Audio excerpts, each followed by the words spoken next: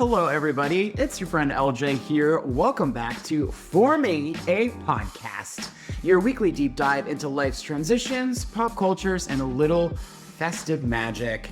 It is the last episode of the year. It's also our third episode, and I've got a lot to talk about as we wrap up 2024 and look ahead into 2025.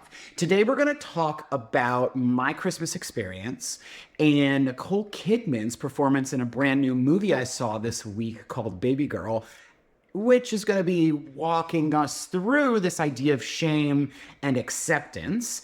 And then I'm going to share with you my top 5 songs of the year because I'm a big pop culture fan. I love pop music and I'm not shy about it. We're also maybe dive into talking about getting back into the dating world, which with the hell it's going, I don't know about all of that, but we'll chat about it. And then of course, I'm going to give you guys some questions that you can journal or ask yourself. I'm going to actually do a tarot read with these questions, and we're going to get some closure and a couple different little pieces of information about ending this year and looking ahead into the next. If it is your first time here, welcome to For Me. If you are a returning viewer or listener, welcome back. I am so excited to be doing this podcast. It's super fun. All week, I think about what topics I'm going to speak about on the next pod. And I keep trying to push myself to come up with some interesting stuff and maybe a little racy, maybe a little, I don't know. This is about me being authentic and vulnerable with you guys, because it's my thought that if I can be authentic and vulnerable with you, that is going to help you be more authentic and vulnerable in your life. And as we know, we're in this world now where authenticity and vulnerability is really everything. And it's even changed how I've approached jumping back into the dating world. It's changed how I've approached my relationships, my friendships that I have currently. I'm in this phase of my life, and I think this is the lesson I'm taking from 2024. It is about being authentic. It is about not worrying so much about what other people think. It's about focusing more on what you think and how you feel. And I know sometimes when I say those things, they sound like bland platitudes, but there is just a simple way to say this sort of stuff. Okay, let's talk about Christmas first. Now, as I talked about last time, this was my first Christmas that I have spent single and not with family for a multitude of reasons. And it ended up being a quiet and reflective day. I spent most of it with the fur babies, so with Gunnar, Arby, and Noel. I gotta say, there was definitely like a feeling of loneliness that came up and wanting like deeper connections in my life. When I was in my last relationship, I threw myself full on into it for 2 years. And I did lose a lot of the friendships that I had. Now, there's an argument to be made that some of the friendships that I made were like my party friends. And when you're not going out and partying, it's like you don't really cross paths. But there's also the argument to be made that there was definitely a bunch of distance from me and from some of my friends. I am rebuilding, and I think that's what was reflected to me this year, is rebuilding my life and my friendships and my relationships. I've made some great new friends. We're still just beginning that relationship. I didn't really have the typical Christmas this year. And as I walked through it, I was like, this is okay. This is okay that it's this way this year. I'm trying to live more in the moment and accept things for what they are. One moment really stuck out to me though. I took my doggies for a walk on Christmas Eve down in the neighborhood that's near me. And as I was looking at all the houses and I was seeing people and I was seeing all the cars parked and people going inside, and I looked through people's windows like the Taylor Swift song, and it was a warm feeling to be witnessing other people be around their friends and family and have that joy. But it made me feel really sad because I walked back into my apartment and it's just me and my dogs, and I'm like, wow, like I wish I had that closeness in my life. I have had moments of that, but I think the cool thing that I realized was that it's really on me to create that. It's really on me to create a friend group that is like family. Because so many of us, we grow up and we move away. I moved away from home when I was 17, and our friends become our family. it just reminded me that the love, the warmth, the family that I seek is out there, and that I get an opportunity to manifest and create that, because I don't think I ever really sat down and thought, hey, this is really what I want to create in my life. And it's so funny because we get very specific about, hey, I want this kind of job for my life with this job description that has all these things, right? Like, we get very detailed. But sometimes we don't do that with other pieces of our life. So it was just reminding me that the universe is that delivery service for you. And it's about getting clear about what kind of family situation do you want? What kind of relationship situation do you want? And yeah, I would love to have been in love on Christmas, but I want it to be real and I want it to be earned. And I think one of the things that I also realized with being alone this year and that loneliness is that sometimes it's okay. And I said this last time because I'm just focusing on me, but it helped me get a little bit more clear about the kind of relationship I do want. And maybe this is something you guys can relate to out there. I know for me, one of my biggest learnings in the past year about relationships is I have a tendency when I meet somebody and I have feelings for them and we have that chemistry, I go in and I'm full steam ahead, 100 miles an hour. And what ends up happening is I don't really get to verify that the person is who they say they are. And then when I finally learn maybe there's some variation there, we're already living together.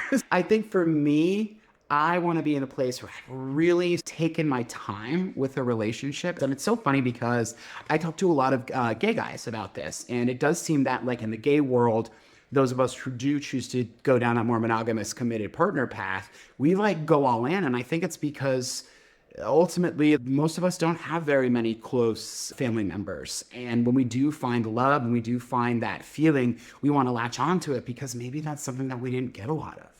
And obviously this is me playing armchair psychologist, but I decided that in the future, when I do create what I want, and one of the exercises I did do over the course of my little Christmas week here is I wrote down all of the qualities in a future partner that I want, that I've learned are things that are really important to me. I want to feel like there is trust, there is admiration. I really want to admire my partner, and there's consistency.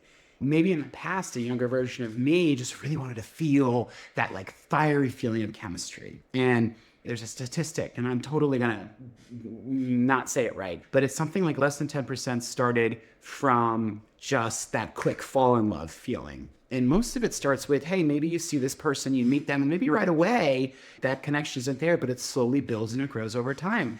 And I'm wondering what that would be like to have that sort of experience, because me jumping back out into the dating world, which is something that I also started over this holiday season, I was like, okay, maybe I'm not ready for that. So I downloaded Grindr, and obviously Grindr is like a hookup website. And I have this idea in my mind that, okay, if that's where people are, then there are going to be some people there who aren't just looking for that. But that was wrong, because most of the people that were on there that wanted to reach out were definitely looking for a hookup. And guys, I wouldn't say that I'm a prude, but I am definitely more traditional, and I definitely have values of getting to know somebody and really discovering and learning who they are and having that chemistry build in that way before having with them. I don't even know if I can say that word on YouTube. We'll find out. Let's say before having relations with them. It's funny because I was just talking about how in relationships, I seem to go all in, and that is true, but I also will not really hook up. I'm not going to sit here and say I've not hooked up in my life, because, girl, I have. But I look at relations like that as a much more intimate, private, personal thing. I believe in energy exchange. So a long story short, I don't even know why I got on this topic. Oh yeah, going back to the dating world. It was all that. It was all people sending me photos, and it was just uncomfortable. And I was like, you know what? I'm not ready for this. I don't want to deal with this. And I got on Facebook dating, and it's okay. What I've been reminded of very quickly is just how transactional the gay experience can be, is that it can be very much like, what are you giving me? Here's what I'm giving you. And it's very much, again, talking about the delivery system idea of the universe. but it's like a pick a bagel or a McDonald's moment rather than going to a, fine dining restaurant. It can feel a little cheapening. I'm grateful for it because it just reminded me where I'm actually at, or I'm like actually not really ready for that. And I would like to meet somebody more organically. Sometimes with the dating websites, it can feel very much like way too curated, and it loses a little bit of the spontaneousness. It's been a really eye-opening week for me about getting clearer and clearer about what it is I truly want. Because one of the things is, as a life coach, that I work with my clients on is getting clear about what they actually really want. And sometimes it takes time for you to peel back the layers and maybe realize that the things that you say that you want, once you put a little bit more thought and depth into them, they might look differently. What I love to do with my clients is get them to define what they want and then show them what is in the way of it. So this week brought up some different conflicting emotions or maybe some limiting beliefs that I have. Sometimes I think I'll never meet the right person for me, and that's totally a limiting belief. And I would flip that and say, I will meet the right person for me. I've done a lot of healing work. I'm still doing a lot of healing work. And I really believe that the more healed you are, the more work you've done on yourself, the more you are going to eventually attract a partner to you that is going to mirror that. And whatever we're going through at that time is what we end up attracting in a partner. So if you are feeling not super great about yourself and have a lot of limiting beliefs about your worthiness or whether or not you deserve to be loved or your attractiveness, you're going to attract somebody similar who might be going through those same experiences, or they're just going to reflect back to you what your beliefs are. It's been a season of really excavating and learning, but what I came away with the past week was that I have the ability to create whatever experience I want for myself. And having this more solitary Christmas this year just reminded me of what I want to create in the future and what I will create in the future. But I'm grateful because I did get to spend some time with some friends, like my friends at Blue Flamingo, my friend Jill, and there were definitely some bright spots there. I was also just really tired for a lot of it and wanted to nap. So what was your Christmas like? I'd love for you to drop a line and tell me how you ended up experiencing that. I know one of the videos from my last pod was really about being alone at Christmas, and I had a bunch of you reach out about that and say, hey, I needed to hear this. So how did it end up going for you? I'd love to know. I just love Christmas. I love the holidays. It's just such a warm, friendly, inviting time. And it's been really cool to just create that myself rather than relying on other people to create it for me. And spending time with people over the past week has been really nice. I got to see a friend and former client of mine, Tamira, and we went to the movies on Friday and we saw Baby Girl. Now, I really wanted to see Nosferatu, but then I came across the trailer and I watched it and I was like, oh, this is interesting. So it's billed as an erotic thriller, and what it's really about is Nicole Kidman's character. She's a high-powered CEO of a AI company, and I think AI or an automation company.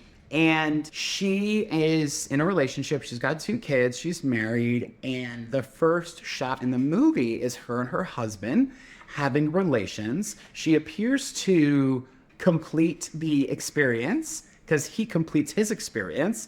But then she ends up going into another room by herself and watching a video so that she can herself finish herself off. I'm really trying to talk around this stuff so I don't get pulled out from YouTube.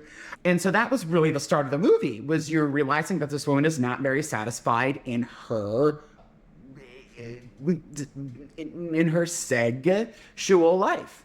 And that was interesting because she ends up meeting this intern. And the way that she meets him is that there's this violent dog on the street, and this guy has a cookie to calm the dog down before he attacks somebody. And she notices the guy, and then he actually turns out to be one of the interns at her place of work. He wants her to be his mentor. And he basically uncovers and understands about her that she really wants to be told what to do, that she's so dominant in her life that what she does want or what she needs is this idea of being submissive. And she ends up in this relationship with him exploring that. Now, there's obviously a lot of ethical issues with all of that. Obviously, nobody should be cheating on their partner. But what I came away from the movie was her journey to self-acceptance, because you'll see her in the movie, she's really fighting with herself about what she calls these dark thoughts of the kind of stuff she wants to play in and the kind of stuff she wants to explore in the bedroom. And you see her at different phases doing therapy. And by the way, I guess I should have put a little bit of a spoiler disclaimer, but I am just really talking about the broad themes. I won't tell you how it ends or whatever. But she ends up going on this journey where she's like, it's not therapy. This is not something wrong with me from being a child. This is just something that I desire and that I need. And it was interesting because there have been times in my life where some of the desires that I have, I always want to know why and where it comes from. And I do this very sort of intellectual exploration of my desires. And it really takes me out of it because instead of actually just feeling and being present with it, I'm thinking about it. And that's what I was noticing about her and her character. And I don't know, there's this really hot scene, and I'm gonna make a TikTok about it, but they're at this work function and it's at a bar and she's sitting with all of the other sort of big bosses and he's with the interns, and this waiter comes on over and he brings a glass of milk and puts it down in front of her. And she looks up and he's looking at her, the guy. I think his character's name was Samuel and hers is Romy. So Samuel basically had sent over this glass of milk and somebody at the table was like, why is there a glass of milk here? And she knows exactly who it is. She knows it's him. So she sits there and she picks up the glass of milk and she looks at him and she drinks the whole thing and he watches her the whole time. And it's very sexy. And, it's very sexy. It's very, I don't know what the better word is to use that I can use to describe this. And so that happens. And then the end of the scene is that it's later on that night, she's paying her tab at the bar and he walks by her and he goes, "Good girl." And he leaves. I don't know. It's just something about the idea of power and exchanging that with somebody else. This dance of who's dominant, who's submissive, because it is a dance. And at sometimes you're dom, sometimes you're sub, and there is nothing wrong with exploring that side of yourself and those kinks. So I know that the reviews on it have been like mixed to favorable, especially for her performance. I noticed in the theater too, the subject matter, it elicited laugh responses from a bunch of people. And I think it's because as a society, we don't really talk about these things. I mentioned to one of my friends, Marianne, I said, you should go see this movie, you really like it. And she said that she gets really uncomfortable. It makes her laugh. And there's something really human and very rich about exploring that side of yourself, but it's not something we're comfortable talking about in society. Just wanted to talk about that today. Did you guys see the movie? What did you guys think? Did you like it? What did you take away from it? I'd love to know. So if you want to drop a line about it, I really think it didn't hit me in the way that I thought it was going to. I thought it was going to be more surfacey, but as you keep peeling back the layers, it really comes to like how we accept ourselves and things that we maybe have felt shame for our whole lives. And you could tell that her character really struggled with the shame that she felt, that she couldn't really communicate what she wanted. And I found myself in relationships like that when I was younger, where I couldn't say what my desires really were because I had some shame on them, and that's taken a while. So I can really relate to that. Okay. So let's shift gears here. I want to talk a little bit about something a little more lighthearted. Not that was a dark conversation, but I don't know if some of you guys out there, like, if that made you uncomfortable. I hope it didn't. But if it did, that's cool too, because for me, it's good to feel uncomfortable sometimes, especially when talking about that stuff. And maybe I got you thinking, let's talk about music. Music has been a constant companion in my life, my entire life. I've always loved music. And one of the things that I love about it is it's always been like escapism for me. I really love the visual element of it. So the music video, whatever the artist is choosing to do with the visual expression of their words. And I love pop music because I love a good, catchy melody, great beat, and there have been some amazing contributions this year in the pop music world. It really was the year of the woman. There were a lot of releases by female pop stars this year that really grabbed the attention of a lot of people. So I wanted to basically count down for you my top 5 songs of this year. Now, the data here that I am pulling from is just simply data from my own personal experience and also what Spotify, Apple Music, and YouTube Music have said I listened to the most this year. But I want to make a distinction here that just because I listen to something the most doesn't necessarily mean it's my favorite. And you would think that those two things are correlated, and they are, but there's a little bit of nuance there, and I'll get into that. Now, I asked you guys on Instagram what were your favorite songs this year, and Espresso by Sabrina Carpenter came up a lot. And that was really cool. That was a great song. It really was a breakout year for her, and she is on this list, let me tell you. And then somebody also mentioned We Can't Be Friends from Eternal Sunshine, which is by Ariana Grande, which is a really beautiful but sad song. It has this great club feel to it. So that was an honorable mention.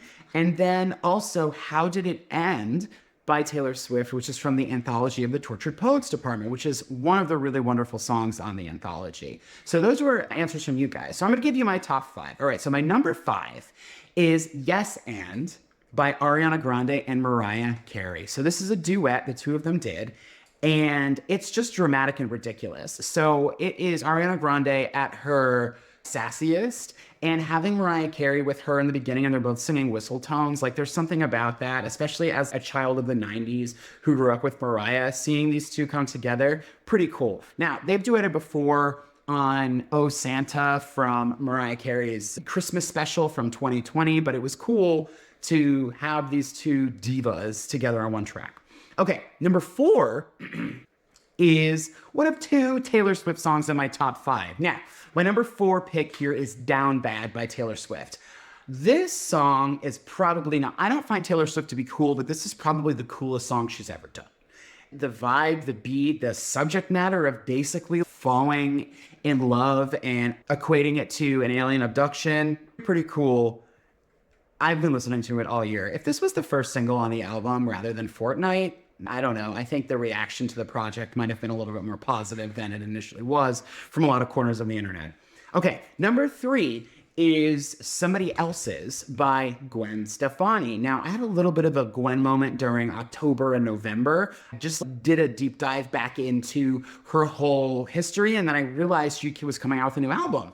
And it was billed as, the visual of it, it's called Bouquet, was more of a country album, but that's what the visual was, but it actually really is more of like 70s rock, what they call yacht rock. It definitely has country influences that she obviously absorbed from her husband. What's his name? Blake Shelton. But the songwriting on the song is really amazing, and it's really about a breakup and saying you're somebody else's, and it doesn't even break my heart, and girl, I can relate. So, great song. Okay, number 2. Now, I heard Espresso earlier by Sabrina. It was a huge year for her song Please, as well as Taste, but I went deeper on the album tracks, just like I did with Down Bad. And there is a song called Bedcam on Sabrina Carpenter's Short and Sweet album that I think is the best song of the album. It has definitely like a 90s vibe to it. I think it samples So Into You by Tamia, I think. I'm probably wrong on that. But the harmonies and the writing on the track are amazing. And the album is just such a solid album. It is short and sweet, but a lot of those songs are bangers. But to me, this is a standout track. So if you've numbered Bedcam, go listen to it. Okay, and then the number 1 song, my top song of the year, I streamed it apparently 45 times, which I don't know if is a lot, but maybe it is. I guess that's one song 45 times. It is called My Boy Only Breaks His Favorite Toys. It is another song by Taylor Swift from the Tortured Poets Department. I know that Jack Antonoff, who produces for her and him, gets like a little hate for maybe sounding similar, but I found this song to be really original and magical, and definitely the subject matter in this song, where she's basically talking about being this doll that she just puts herself back together, and throws herself back into this relationship with somebody who just keeps breaking her. And besides relating to the subject matter, I love the bridge at the end. Like, the production on this song is really amazing. If you listen to any two songs that are not single tracks from Torture Post Department, I would give this song, My Boiling Breaks Forever Toys, and Down Bad by Taylor a listen. This is not my favorite Taylor Swift album. And I really had a hard time with this because she's used to being very polished. And Midnights was a very tight album. She even said this in one of her concerts, was that she needed to make this album. So there is a feeling of a sort of messiness to it, of not edited down as far as what to include and what not to include, which I know is always like the issue with creating an album, is when you have all of these songs and the artist, so maybe you record 30 songs and you've got to get it down to 10 or 12. She just said, no, we're putting all the songs.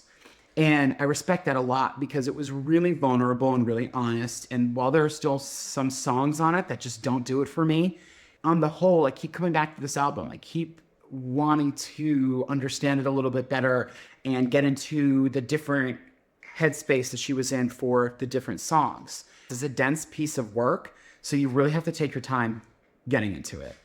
I would recommend it. I actually have an LJ's version, which I took my favorite songs from the album and mixed them together. I'm going to link that in the show notes. So if you want what I think the best songs are on the album in a digestible way, I cut it down to 16 songs from 31. I'll leave that there so you guys can check it out.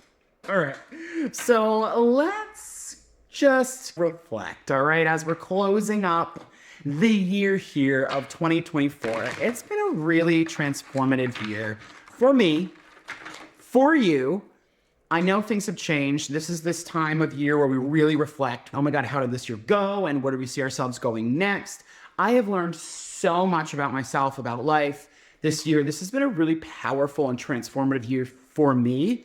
I've really grown a lot this year, and it's like that sometimes. You have some years where things feel like they're more stagnant, and then other years, there's just a lot of growth, and that was one of those years for me. Going into it, it's not about the resolutions of next year. It's really about alignment, coming into alignment with yourself and really understanding what my experience was and what I want my experience to be, like we talked about earlier. So I always manifest that whoever's watching this needs to hear or can take something from this tarot reading. We're going to ask a couple of questions here. This is something that you can even write down for yourself. All right, so the first question that I'm going to ask is, what lesson do I need to carry with me from 2024? And I'm only going to pull one card. What do we need to carry with us from 2024? Two of Wands. Okay, this is an interesting card, Two of Wands. I don't know if you guys can see it. What he's doing in the card is he's holding the world in his hands, and he's looking at it, he's looking out, he's on a balcony. I always take this card to mean, okay, now we have to make a plan of action. And that's so true. So 2024 was a big year of discovery. And now it's about, with the Two of Wands, making the plan and devising how you're gonna get accomplished with what you want to do, carefully plotting and figuring it out, all the possibilities. It's now about being ready to make your next move. You're considering longer term goals and figuring out aspirations and the plan that you need to achieve them. So it's an interesting card at that, saying, okay, what we're taking from this year is we've figured out the path of where we want to go. Now we actually have to do the work and get going. That, I think, for you guys, as you're thinking about this next year, is, all right, if you know what you want to do and you're getting clear about that, you've got clear about it, just like we talked about earlier, how are you going to get there? That is where you got to get to work on it. You can always reach out to me as well. We can do a discovery call and get on that inner alchemy. Okay. Now, what the next question is, what should I release as I move into 2025? Let's see. Ooh, Judgment. I love this. Okay, so the Judgment card, fascinating card, because it really speaks to leveling up into a higher version of yourself and letting go of the judgment that you may have on yourself as you're being called to blaze your own path or blaze your own trail. It usually pops up in a reading when you're about to reach a significant stage in your journey and you are hearing and integrating and whatever, and you've put the past behind you, and now it is time for you to dive forward. So it's like a rebirth for you. There's some absolution from everything that's happened to you this past year. And now it is time to say, okay, I've learned the lesson. I've done what I needed to do. It is now time to rise and go. And I love that for what we're talking about bringing into this year. Is this next year is that, okay, maybe we did a lot of learning this year, and now it is time to take all of that learning and allow us to get to the next phase of all of it. I love it. Okay, and the last question is, what energy will support me the most in the new year? What is the energy that is going to support me the most in the new year? Now remember, the cards don't predict the future. That's not how I see them, but they really do give you a chance to explore your inner world. Okay, let's see what energy will support me the most moving into the new year. 8 of Pentacles. Interesting in the reverse. So this card can be a little bit of a warning to make sure that you are putting your attention and energy in the right place and that you're not spreading yourself too thin. So what this next year needs to be about for you to take this energy with you is focus in on what you really want and go full throttle on that. Don't try to do everything. Don't try to make everything happen. So for example, I just made a decision that I'm going to re-sign my lease and stay in Florida for another year. I was thinking of moving out west or somewhere else. And I decided, you know what? Right now, I just want to focus on building my career and this next phase, this next chapter of my life. I don't want to also move and think about building a whole new life somewhere else. One thing at a time, stay focused and prioritize on what you really need to get done so that you can get it done better, faster, and more fulfilling for you. So that's what I will take from that card. All right, guys, if you need a reading, if you've maybe want to do a reading for what this year is going to bring for you, always feel free to reach out. We can set up a time. We can do a call. Besides even my life coaching program, I do tarot reads. So we can sit and have a chat. Okay, 3 episodes in, and we're going to be starting 2026. No, we're not. Wait, what are we starting? 2025? Yeah, 2025. We're starting 2026, girl. And I woke up, it's in a year later, right? And I want you guys to know that this year, though may have been challenging, maybe there were a lot of downs for you this year, maybe there were a lot of ups. The year is over. It is now time, like the card said, to take what you learned, level up, and get focused and locked in. So maybe the key for this year is for you to get locked in and not taken off your path, not worrying about dating apps or whatever it is. Stay focused. And maybe that's what 2025 is going to be about for you and for me. Now, if you are somebody who needs a little kickstart, I want to tell you something that I'm going to be offering for free, kicking off this next year strong. I have taken a 2-month break from working out. It's been well needed. I have not ever taken a break from the gym in the past decade or so. So I have this challenge I'm going to start called For Me, a 6-week fitness reset. It's going to be a fun and supportive way to stay accountable to your fitness goals. We're going to be focusing on working out. I believe the goal will be working out 4 days a week. We'll share different ways on how to maintain consistency, getting out of our way. It's going to be a broadcast channel, and I want to invite you to join it with me. There's going to be a sign-up sheet in the show notes. It's very chill, but if you are like, hey, I want to get focused and I want to be around a group of people who are also focused on getting their fitness back on top, this would be a great opportunity for you to join us and do that.